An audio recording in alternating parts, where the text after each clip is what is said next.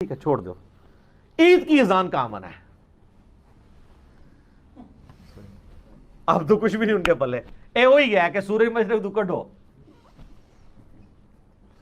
تو کہیں گے جی وہ نبی اسلام نہیں دیتے تھے. ان کو کہ نہیں نہیں نہیں، آپ کی تو ڈیفینیشن یہ ہے کہ جو نیکی کا کام ہے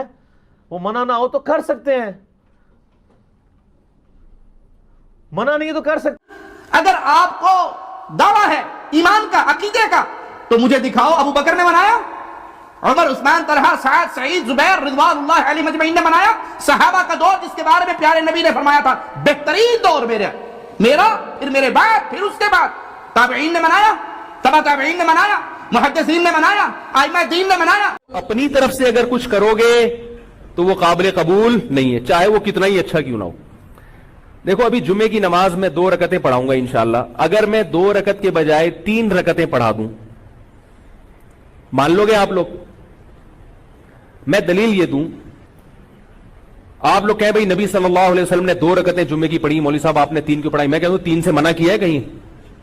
ہے بھئی کہیں نبی نے تیسری رکعت سے منع کیا؟ اور میں کہوں بدعت کی 2 قسمیں، بدعت حسنہ، بدعت سیئہ،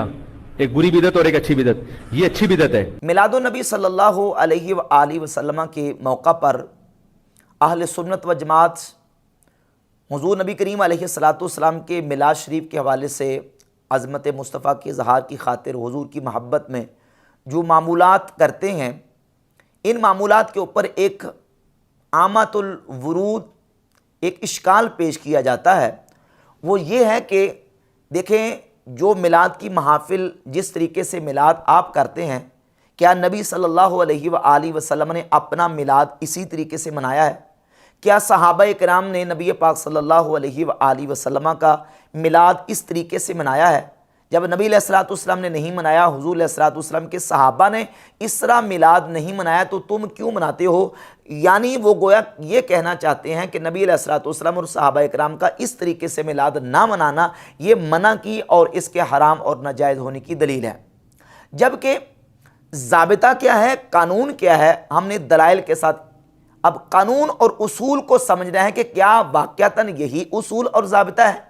کہ جو کام نبی علیہ السلام نے نہیں کیا، صحابہ کرام نے نہیں کیا، تو حضور علیہ السلام اور صحابہ کا نہ کرنا یہ منع کی اور ناجائز ہونے کی اور کسی چیز کے حرام ہونے کی دلیل ہے؟ کیا یہی ضابطہ ہے؟ اس پر ہم نے آج انشاءاللہ تعالی دلائل کے ساتھ بات کو سمجھنے کی کوشش کرنی ہے. سب سے پہلے اصولی طور پر آپ یہ بات ذہن نشین کر لیں کہ ضروری نہیں ہے کہ کسی بھی مسئلے کو ثابت کرنے کے لیے جب استدلال کیا جاتا ہے تو اس کے لیے دلیل خاص ضروری ہو، بلکہ ہوتا یہ ہے کہ جو مسائل اور جو چیزیں قرآن و سنت کے عمومی دلائل سے، اطلاقات اور عمومات سے ثابت ہوں،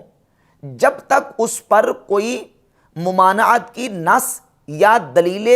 خصوص وارد نہ ہو جائے تو عام کو اپنے عموم پہ اور مطلق کو اپنے اطلاق پہ باقی رکھا جاتا ہے.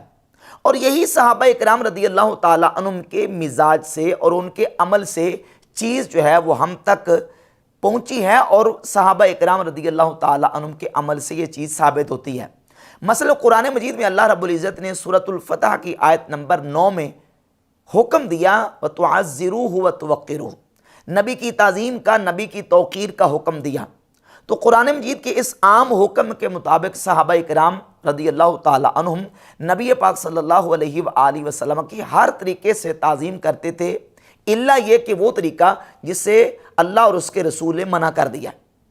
اب نبی کی تعظیم کرو، نبی کی توقیر کرو، صحابہ کس طرح کرتے تھے؟ وہ طریقے جو بھی تعظیم کے تھے صحابہ کرام علیہ رضوان اختیار کرتے تھے،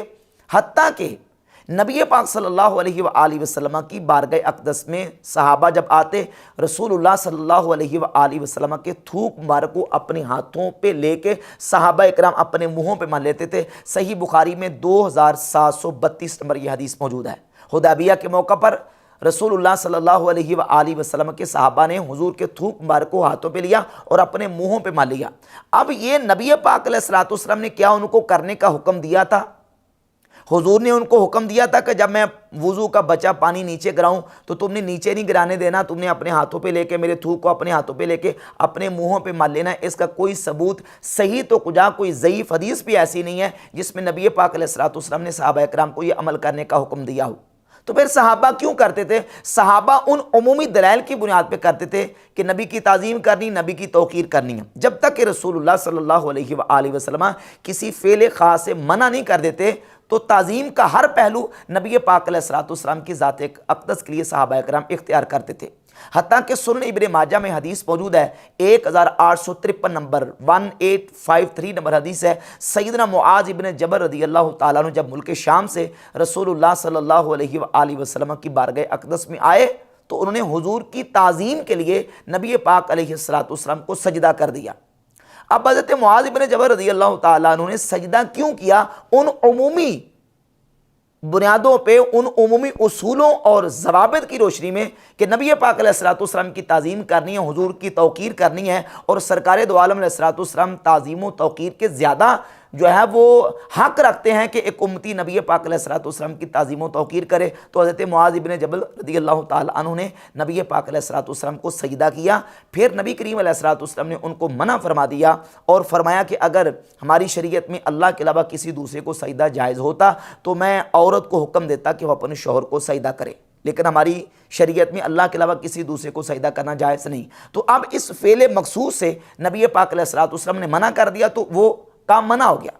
باقی جتنے تعظیم کے پہلو ہیں جس سے منع نہیں کیا گیا، نبی پاک علیہ الصلوۃ والسلام کی تعظیم جس طریقے سے امتی کرے گا وہ وَتُعَزِّرُوهُ وَتُوَقِّرُوهُ کے حکم کے مطابق ہی ہوگا جب تک کہ دلیل شرعی سے ممانعت ثابت نہ ہو جائے، اور یہی اصول ہمیں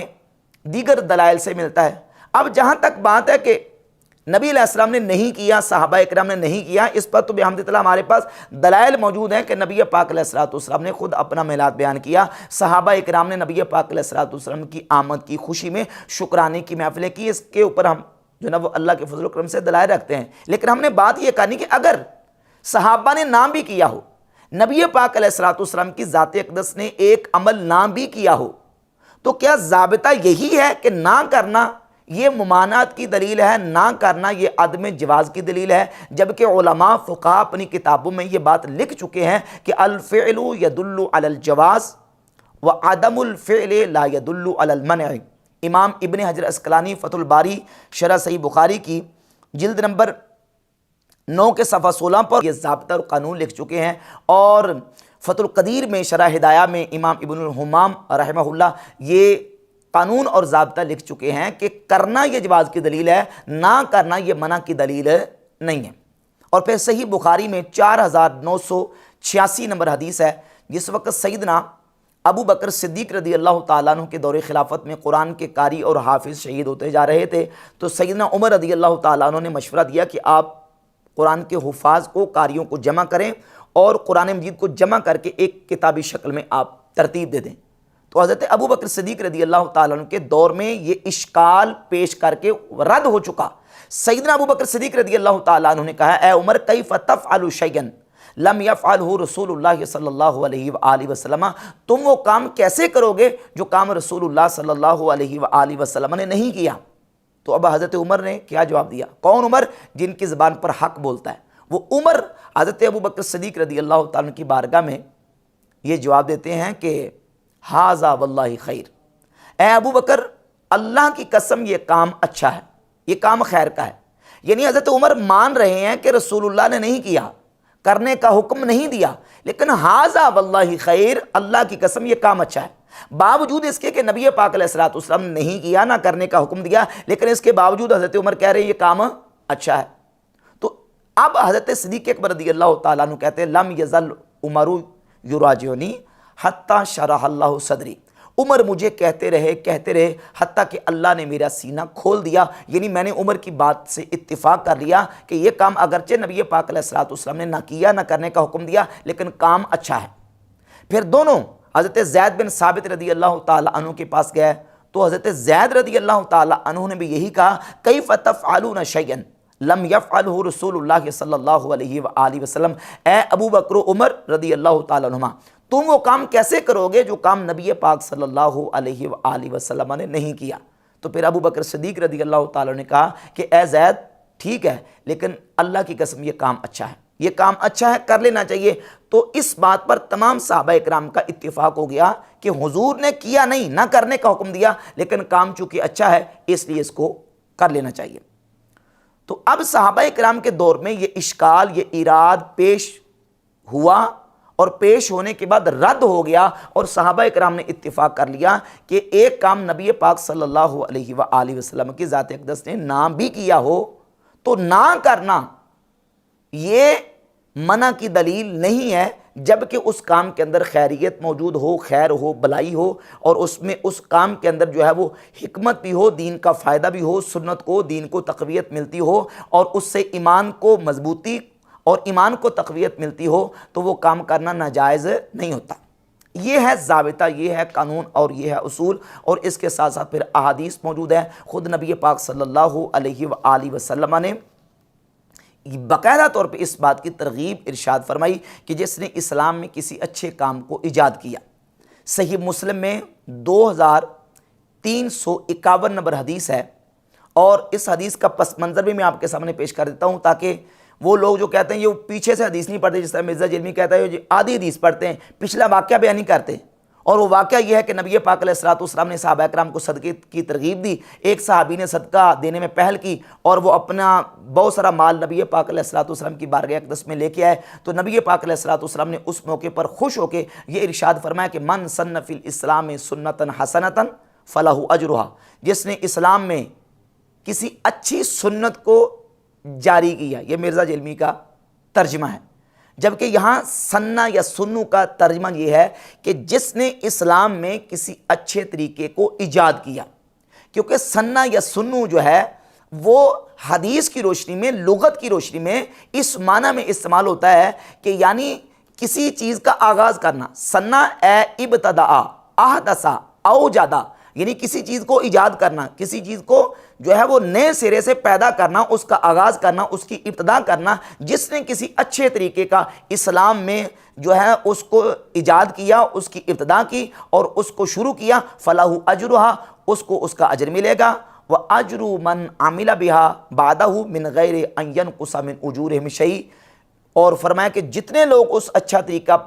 جو ہے اس پر عمل کریں گے ان تمام کو بھی ثواب ملے گا، اور ان تمام کا ثواب اس اچھا طریقہ ایجاد کرنے والے کو دیا جائے گا، اور ان کی نیکی میں کوئی کمی نہیں آئے گی۔ اور اگلا جو جملہ ہے وہ یہ ہے من سن فی الاسلام سنتا سیئتا، اور جس نے اسلام میں کسی برے طریقے کو ایجاد کیا، کانا علیہ وزرھا، اس پر اس کا گناہ ہوگا، ووزر من عمل بها من بعدہ من غیر ان ینقص من اوزارہم شیء، اور جتنے لوگ اس برا طریقہ جو ہے اس پر عمل کریں گے ان تمام کو گناہ ہوگا، اور ان تمام کا گناہ اس برا طریقہ ایجاد کرنے والے کے نامہ اعمال میں ڈالا جائے گا، اور ان گناہ گاروں کے گناہ میں کوئی کمی واقع نہیں ہوگی۔ اب یہ پوری حدیث ہے۔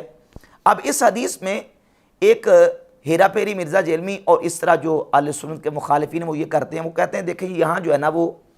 نبی پاک علیہ الصلوۃ والسلام نے ایک سنت کو، مردہ سنت کو زندہ کرنے کی فضیلت بیان کی ہے، حالانکہ یہاں یہ نہیں ہے کہ من احیا سنتن حسنتن، یہ ہے من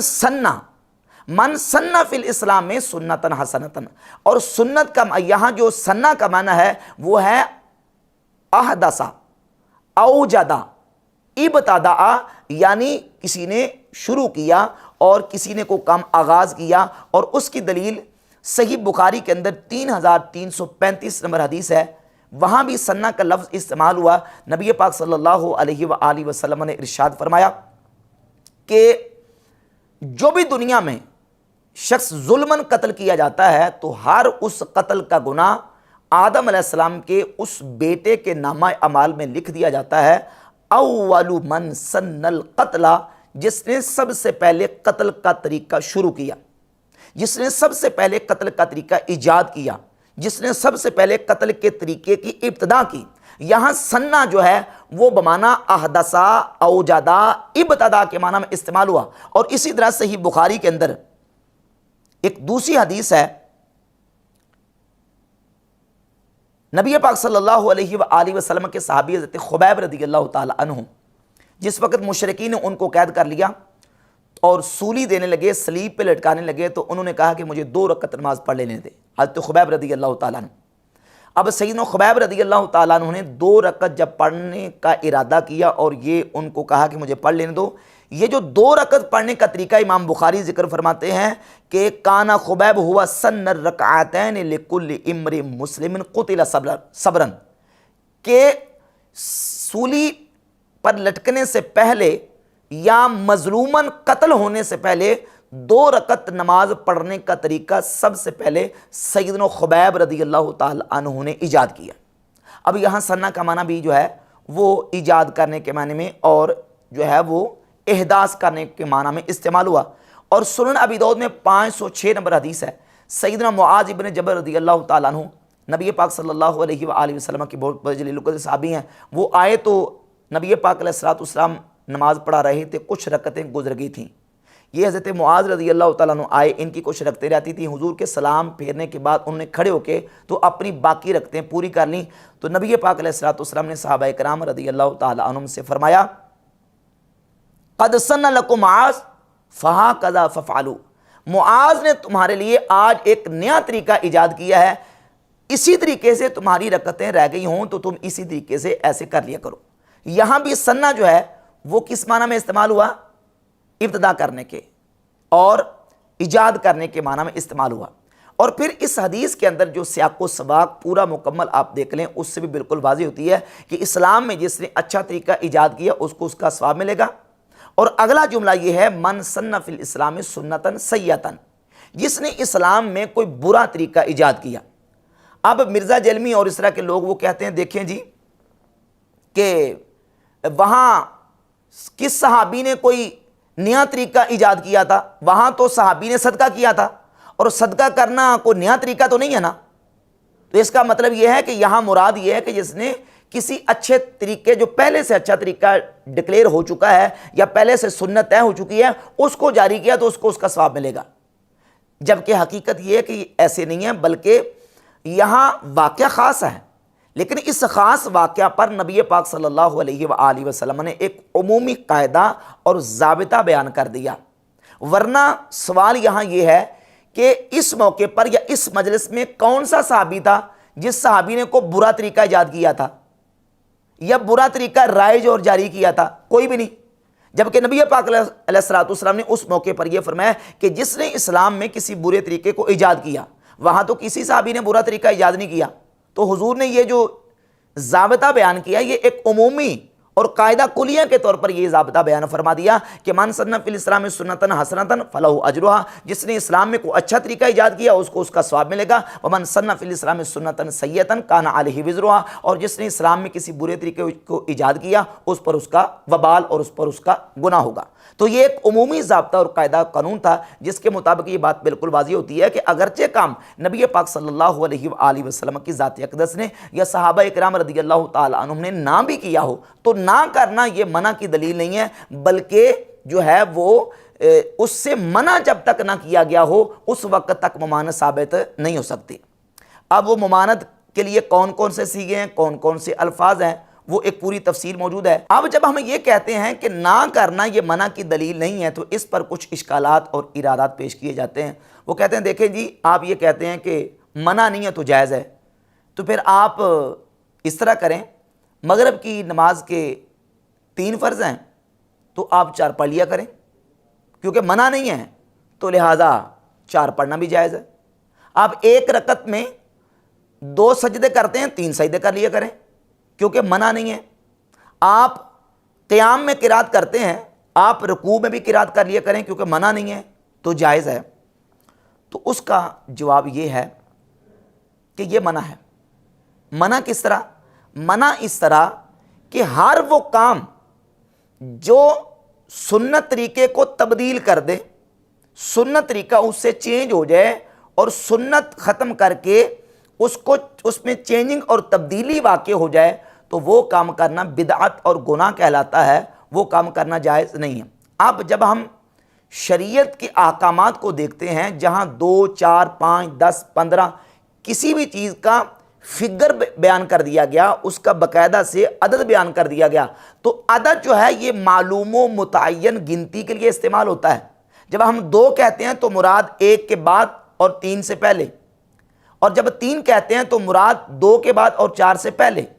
3 جو ہے اس کا اطلاق 3 ہی پر ہوتا ہے، اگر 2 ہوگا تو تب بھی 3 ہی ہوگا، اور اگر 4 ہو جائے گا تو تب بھی 3 باقی نہیں رہے گا، تو سنت باقی نہیں رہے گی۔ اب ہم جب دیکھتے ہیں نماز کی رکعات کو یا سجدوں کو،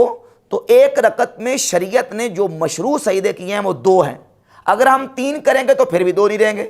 اور اگر ہم 3 رکعات کی جگہ پہ 4 رکعتیں پڑھیں گے تو تب بھی وہ 3 باقی نہیں رہیں گے۔ اگر 2 پڑھیں گے تب بھی 3 ہی، اور اگر 4 پڑھیں گے تب بھی 3 نہیں رہیں گی، تو وہ جو سنت کے مطابق اور مشروع طریقہ ہے وہ باقی نہیں رہے گا، لہذا یہ بدعت بن جائے گی، کیونکہ یہ سنت کو اٹھا دینے والی ہے اور سنت کو تبدیل کر دینے والی ہے۔ اور جہاں تک بات ہے رکوع کے اندر قرات کی، تو وہ اس پر تو باقاعدہ احادیث موجود ہے کہ نبی پاک صلی اللہ علیہ وآلہ وسلم نے رکوع کے اندر قرآن پاک پڑھنے سے منع فرمایا، رکوع کے اندر قرات کرنے سے منع فرمایا، تو یہاں ممانعت ثابت ہے، اس لیے یہ کام اور عمل کرنا جائز نہیں ہے۔ اس اصول کے اوپر ایک اشکال اور پیش کیا جاتا ہے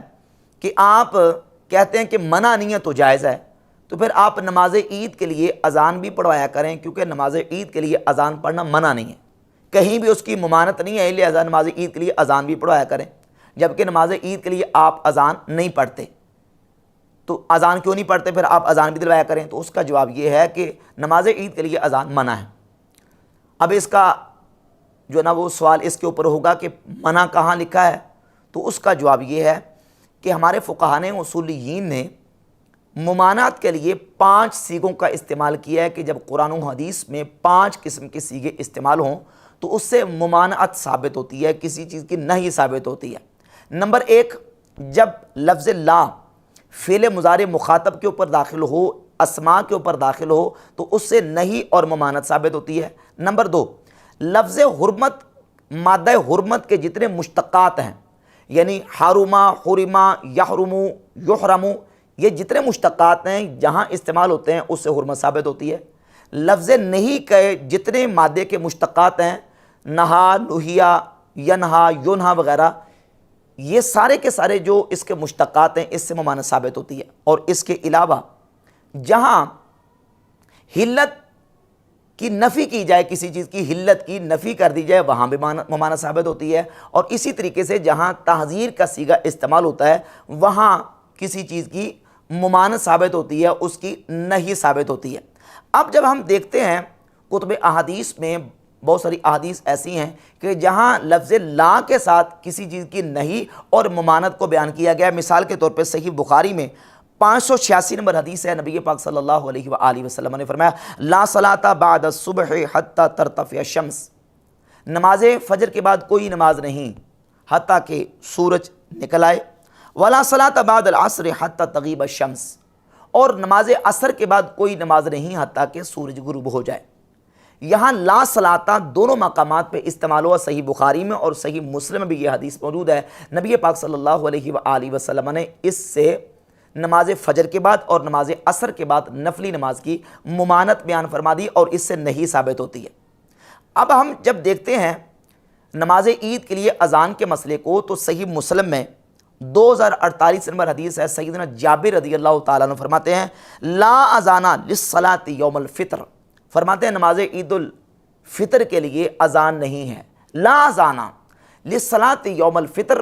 عید الفطر کے دن نماز کے لیے اذان نہیں ہے۔ یہ جو لا صلاۃ اور لا اذان یہ بعین ہی ایک طرح کی صیغے ہیں، جس طرح فجر کی نماز کے بعد نفلی نماز کی ممانعت ثابت ہوتی ہے، عصر کی نماز کے بعد نفلی نماز کی ممانعت اور نہیں ثابت ہوتی ہے، اسی طریقے سے اس حدیث سے لا اذان للصلاۃ یوم الفطر سے ممانعت ثابت ہو گئی، لہذا ممانعت ثابت ہوگی، اس لیے یہ جائز نہیں ہے۔ اسی طرح ایک اور اشکال سیدنا عبداللہ ابن عمر رضی اللہ تعالیٰ عنہ کے حوالے سے پیش کیا جاتا ہے کہ سیدنا عبداللہ بن عمر رضی اللہ تعالیٰ عنہ کے سامنے ایک شخص نے اس کو چھینک آئی، اس نے چھینکا تو اس نے کہا الحمدللہ والسلام علی رسول اللہ، تو عبداللہ بن عمر رضی اللہ تعالیٰ عنہ نے فرمایا کہ میں بھی یہ کہتا ہوں، لیکن نبی پاک علیہ الصلوۃ والسلام نے ہمیں یہ تعلیم نہیں دیا۔ اب یہ جامع ترمذی سے حدیث بیان کر کے ثابت کیا جاتا ہے کہ پتہ چلا کہ ایک کام اچھا بھی ہو تو جب تک وہ تعلیم نہیں دیا گیا تو اس کو کرنا جائز نہیں ہے، وہ خلاف سنت ہو جائے گا، وہ بدعت ہو جائے گا۔ اب ہم اس سلسلے میں سب سے پہلے سیدنا عبداللہ بن عمر رضی اللہ تعالیٰ عنہ کا اپنا منہج دیکھتے ہیں کہ عبداللہ بن عمر رضی اللہ تعالیٰ عنہ کا یہی منہج تھا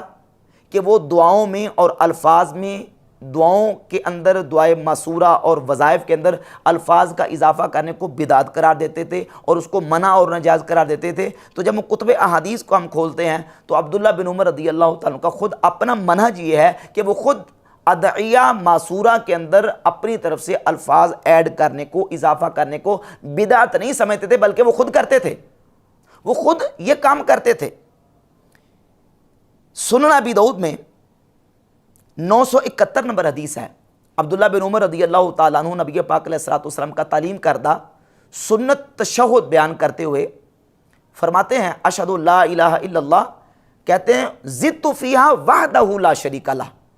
وحدہ لا شریک لہ کا اضافہ میں نے خود اس تشہد میں کیا ہے، نبی پاک علیہ الصلوۃ والسلام نے یہ اضافہ تعلیم نہیں دیا، عبداللہ بن عمر کہتے ہیں میں نے خود اس میں اضافہ کیا۔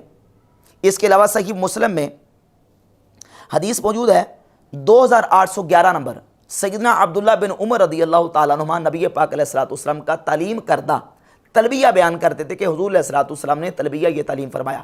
لیکن اس کے ساتھ یہ بھی فرماتے تھے کہ لبیک و سعدیک و رغبا الیک والعمل، یہ الفاظ عبداللہ بن عمر کو نبی پاک علیہ الصلوۃ والسلام نے سکھائے نہیں تھے۔ حدیث کے اندر لفظ ہے کان ابن عمر یزید فیہا، عبداللہ بن عمر اپنی طرف سے تلبیہ کے اندر اپنی طرف سے یہ الفاظ زیادہ کرتے تھے جو کہ رسول اللہ صلی اللہ علیہ وآلہ وسلم نے سکھائے نہیں تھے۔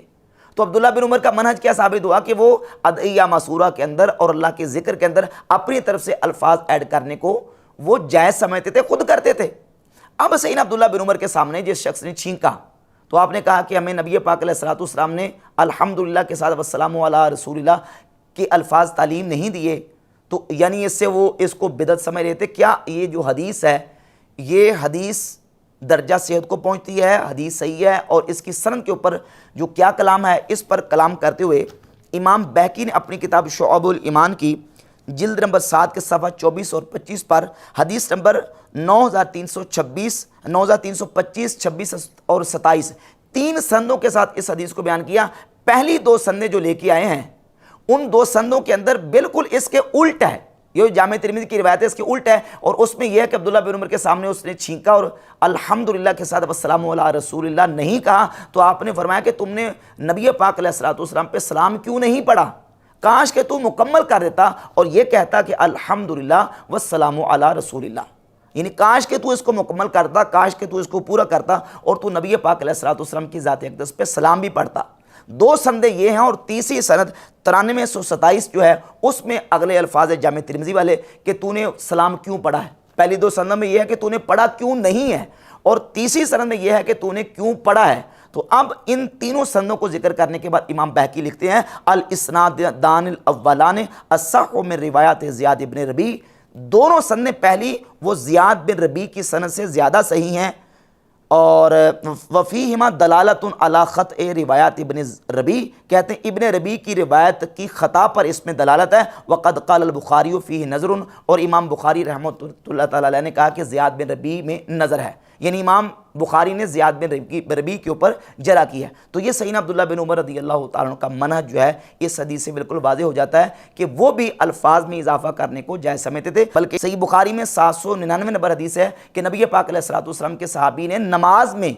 ربنا لک الحمد حمدا کثیرا طیبا مبارکا فی، یہ الفاظ جو ہے اپنی طرف سے زیادہ کیے اور نبی پاک علیہ الصلوۃ والسلام نے اس کی تحسین فرمائی۔ اور سنن ابی داؤد میں 774 نمبر حدیث ہے، ایک صحابی نے چھینکا اور چھینکنے پر الحمدللہ کے بعد حمدن کثیرن طیبن مبارکن فی کے الفاظ اپنی طرف سے اضافہ فرمائے، اور نبی پاک علیہ الصلوۃ والسلام نے اس کی تحسین فرمائی ہے۔ حضور نے یہ نہیں کہا کہ میں نے تو تمہیں صرف الحمدللہ تعلیم دی ہے، تم نے آگے الفاظ اضافہ کیوں کیے، یہ تم نے بدعت کیے، یہ گناہ کیے، یہ حرام کیا، ایسا نبی پاک علیہ الصلوۃ والسلام نے نہیں کیا، جس سے یہ بات عبداللہ بن عمر کے منہج سے اور ان روایات سے یہ واضح ہوتی ہے کہ الفاظ کا اضافہ جو ہے وہ صحابہ کرام کے نزدیک بدعت نہیں تھا۔